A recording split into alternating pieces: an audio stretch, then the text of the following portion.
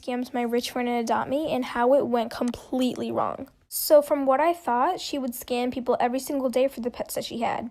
And I only thought that because I saw her do it a couple times.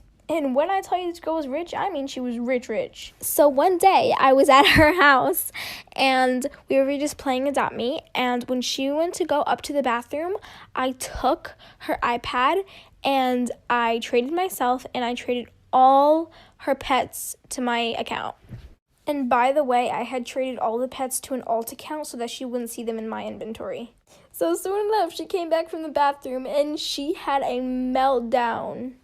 And she knew that it wasn't me because she knows that I wouldn't do something like that, and she saw my inventory. So then she goes running to her dad sobbing, telling him about it. And remind you, they are a really wealthy family. And then I was confused because he started screaming at her over these virtual pets. And then he said One time when I was in 8th grade, I got a hickey on my neck because I had daddy issues, and my teacher noticed and sent me to the principal's office. And the principal was like, "I'm calling your mom." And I was like, "I burned my neck with a curling iron on accident." And she was like, "No, you didn't." So on the bus ride home, luckily my best friend and I shared the same bus stop, and I asked her if I could go to her house really quick to burn my neck with her curling iron, and she said yes. So when I walked into the house, my mom was literally ready to look, it's just a curling iron burn. And she was like, "Wait, yeah, that's clearly just a curling iron burn." And she got so mad and she called the principal and she demanded that she apologize to me. And the principal had to apologize to me. And to this day, my mom still doesn't know. So y'all remember how PE teachers used to make you run the mile in elementary school? Well, boy, do I.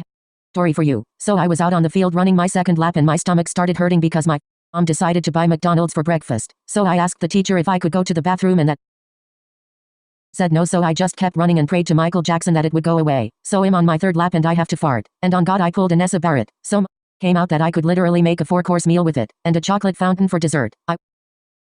Obviously I wasn't gonna tell my teacher that so I just said I felt like I was gonna throw up. So I go to the clinic literally holding my hands on. Nobody would see.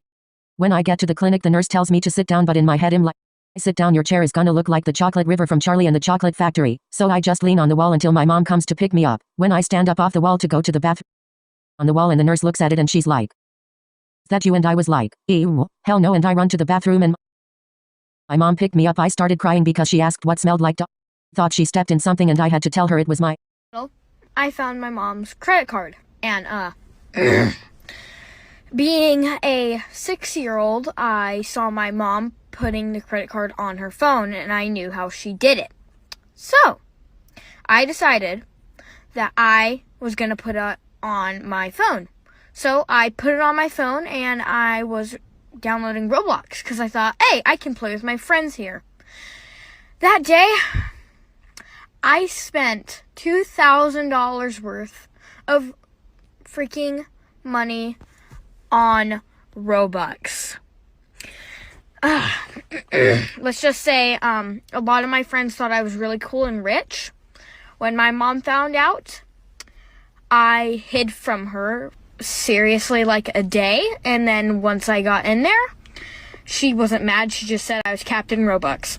I haven't been to the toilet in 4 days and it was starting to worry me, so I went to the doctor's. I arrived and the doctor felt my stomach and said it was very hard. He wanted me to take a stool sample, which means you have a cup. I had coffee for breakfast, so I was pretty much ready to go. I grabbed the cup and went to the toilet and held it up to my and started pushing. I didn't realize how badly coffee affected me, and the next thing you know, a strong gust of diarrhea started blasting out and I felt like a rocket ready for takeoff. I grabbed onto the door for balance because I started levitating and the cup was already full, but I couldn't stop. I was holding onto the door for dear life and the spitting out like a shotgun. I eventually stopped and looked at the glass cup of my over the glass. I heard the desk lady shouting for everyone to get under the chair and to call the police. I got scared thinking what is going on outside, so I quickly cleaned myself up and rushed out of the bathroom to see everyone crying and hiding under the chairs because they thought there was an active shooter in the building. I said it was just and everyone got up. Anyways, I have bowel cancer. One time I was sitting in church and I had to fart. I knew it would be dangerous considering I have a supernatural. I felt it coming, and the next thing you know, the building starts vibrating and the sprinklers got set off. The roof was starting to cave in and I knew it was coming. All the windows were shattering and the ground was wobbling. I did the most chunky, monkey, funky, stunky, bed bunky, tree trunky, gunky, skunky, sloppy, ploppy, moppy, gloppy, mushy, Tushy, Ooshi Gooshi, sushi fart so powerful I needed to get stitches. The walls started to crack and everyone was screaming while hiding under their chairs praying because they thought God was coming down. The danger alarm went off and everyone was calling their family saying they loved them. The roof finally caved in causing more destruction and my whole splitting fart finally stopped. Everyone got out from under the chairs and looked around. There was rubble everywhere and even the brick walls was cracked. They were wondering where God is and I had to act concerned with them. Anyways, my fart made it on the news and was titled as California's most deadliest earthquake. Little did they know it was my rip. Hi guys, so here is part 1 of why you should not friend anyone on Roblox that you do not know. This is my story. So, I was playing Adopt Me and this girl, she friended me and I was not thinking, so I just friended her back.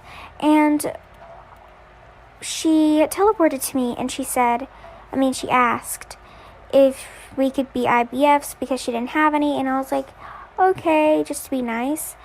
But over time, we started to become like really good friends. We had each other's social medias, like we had TikTok, Instagram, Snapchat, and all that. And one day she blocked me on every single social media that we had of each other. And I was kind of confused and I didn't know what was happening. So I made a fake TikTok and messaged her. Come back for part 2.